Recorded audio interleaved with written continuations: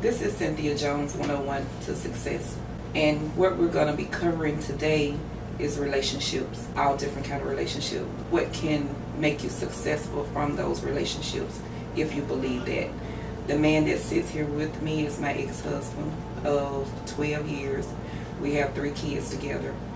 And we didn't have the perfect relationship. I wasn't perfect and he wasn't perfect. We did have an abusive relationship, but I felt like in the end it made me a better person, and I think that it also made him a better person. So we would just like to share with you all some of the things that we went through. We're not going to go in depth on everything. We're just going to help you all to, if you're going through an abusive relationship, if you're going through challenges financially with your spouse, or if your spouse is having affairs or whatever that bring on that abuse or bring on where you lose love for one another, we want to hopefully help someone else with their relationship when it comes down to that. I need closure. I need closure because once upon a time, he was the love of my life. So since I got that out the way, how you been? I am good. Okay. Guys, I would like for my ex-husband to introduce himself. My name is Anthony Peavy. Like she said, I was her ex-husband for 12 years. We very seldom have a deep conversation for a long time, so I'm ready to jump into it and see where this leads. So I guess, like I said, the first thing I want to do is get closure, but I think that'll be more important toward the end.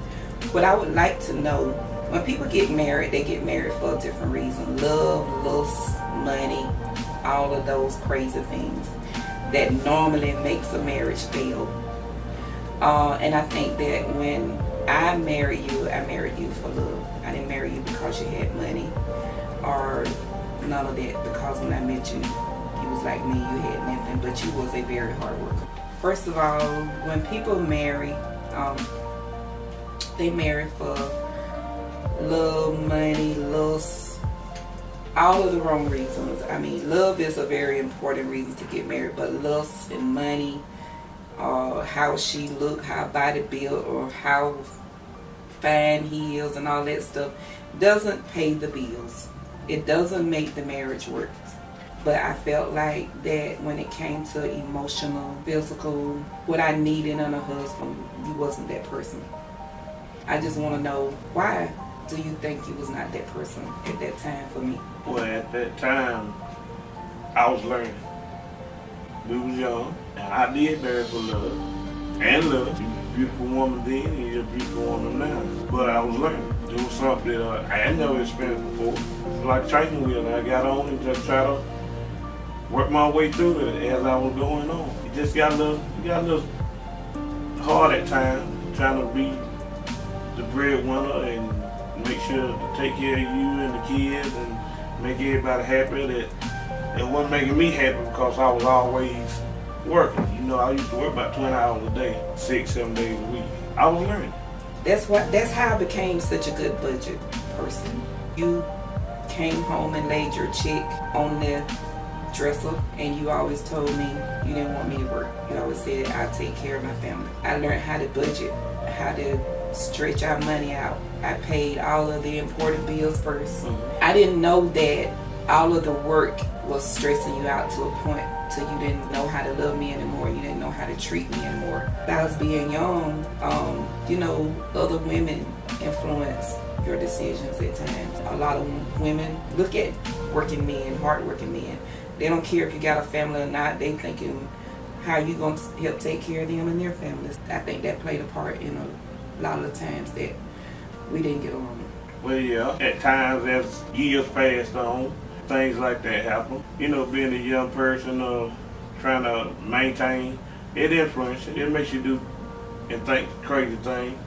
Never stop loving you. I always try to make sure that I took care of you and the kids first. I always was there. It just got a little stupid at times. Yeah. When you said, well, we ain't gonna have no kickback money, I get extra work. A bill need paying, we didn't have enough, you go put in no extra hours. I guess that's why I always had wanted closure, because I wanted to figure out, I cooked, clean, You didn't have to worry about none of that. You just didn't never like me to wash your clothes. But you say I missed them up. Well, just one time when the nice clothes got Clorox on them, it looked like it was sprinkled. I put an end to that. I said, I washed them on. I think you done that on purpose. You got mad with me one day, and now my clothes come up spotted. So I beg to differ.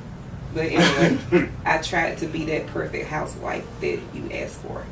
Maybe too perfect of a housewife. As you know, I didn't run the streets. I didn't get involved in having women come over and have as friends. I was just focused on my family. So in that sense, I could not understand why I wasn't making you happy. And you guys should understand, getting married that young, everyone isn't ready. right.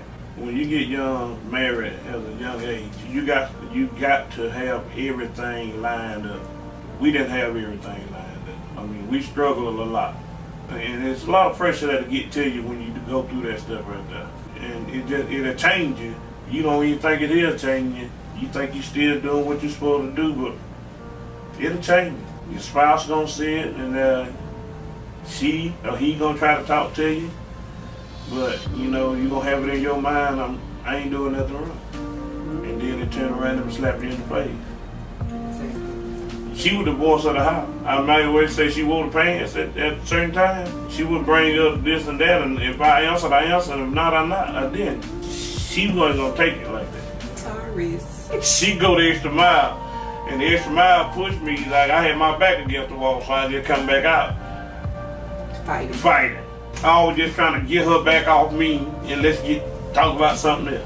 And I was the type person wasn't gonna. And she wasn't ever let it go. Next morning, that same question coming to you. You just got rough at time. You know, I'm doing my thing.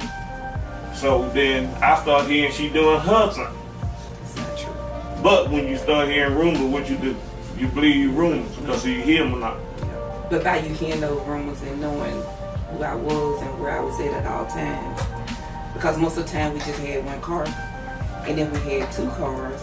Then you know, I would always have the kids with me at that time until I opened up my business. Mm-hmm. I think a lot of people lied on me, which made you probably did some of the things you did. Last year before last? Yeah. A comment was made. You're supposed to have two not baby daddies, but you are all three baby daddies. Yeah. Okay. But I didn't never stressing me on that part. Yeah. I mean, because I knew different. And people will come into your marriage and mess your marriage up. Well, one thing about, I apologize, but one thing about that, they seen us as a beautiful couple. Going places, we were doing things, we were having fun, and they didn't like that. They wanted that. They wanted you. I'm gone all the time, working all the time, and you come back and hear that. So, I mean, it just make you start thinking while you're at work, while you say, well, okay. Then I called the house, don't get no answer, you know, because we didn't do cell phones. We didn't have cell phones at the time.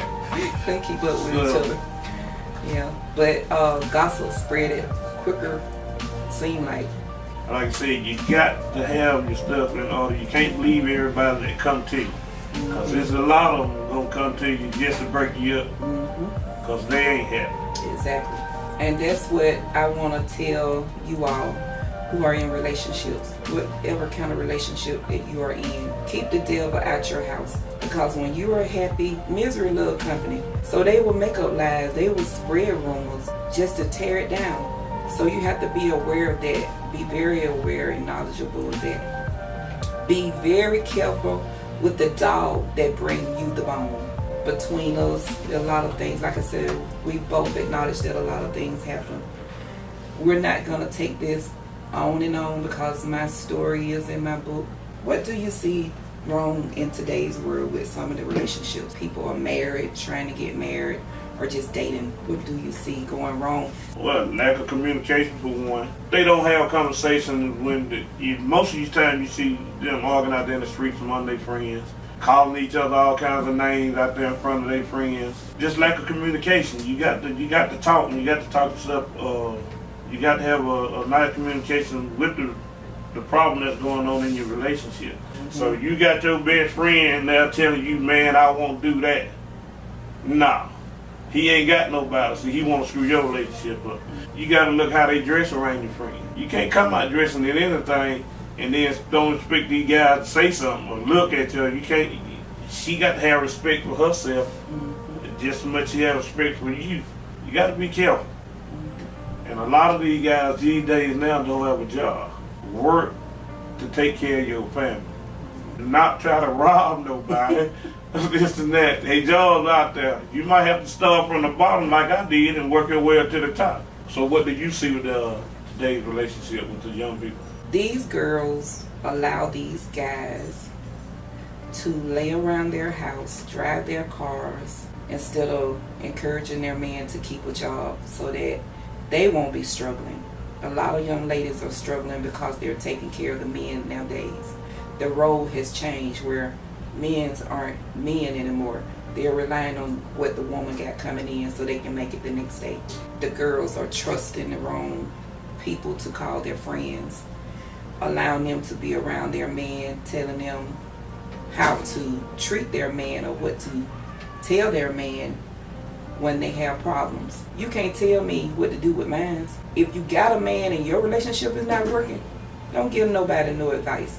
And also, you know, it should always be a 50-50 thing in a relationship. Even though at the time that we got married, you told me I didn't have to work. You were actually really spoiled me when it came to that. And it took me a long time to get on my feet because I was spoiled. But once I got my freedom and knew that I could make my own money, I didn't have to depend on you for money. I didn't have to come and ask you for money. That I had my own money, my own car. It gave me a sense of self-esteem I never had. It encouraged me to work and want to have more. So I thank you for that. Without me going through what I went through with you, maybe I wouldn't be at the point that I'm at. You took me down in a place I didn't want to be, but then at the same time, what I went through allowed me to be a new person.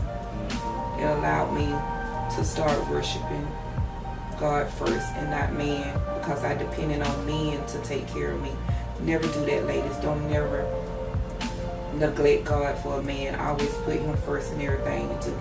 And that's what I learned living with you. And so what I wanted from you today, out of all of these years, it's been a long time, but in order for me to have closure with my life, and for me to move on, because when you have children by a person, and you was married to them, and you bonded with that person regardless of how the relationship went.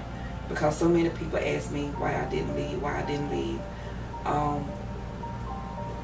I know why I didn't leave. I know what went on, but I want to move on with my life. So I'll always love you because you are the father of my children.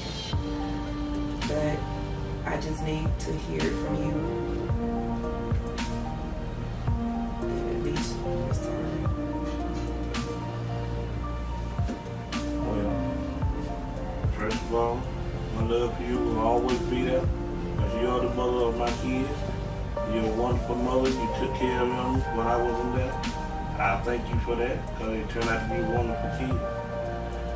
And today, I want to say, all the struggles, all the things that I put you through during that marriage time, even after we were separated, I apologize, and I hope you take this, and I hope you can accept it as my apology. And it means your heart some kind of way, just to know that I feel deeply sorry for everything that went on.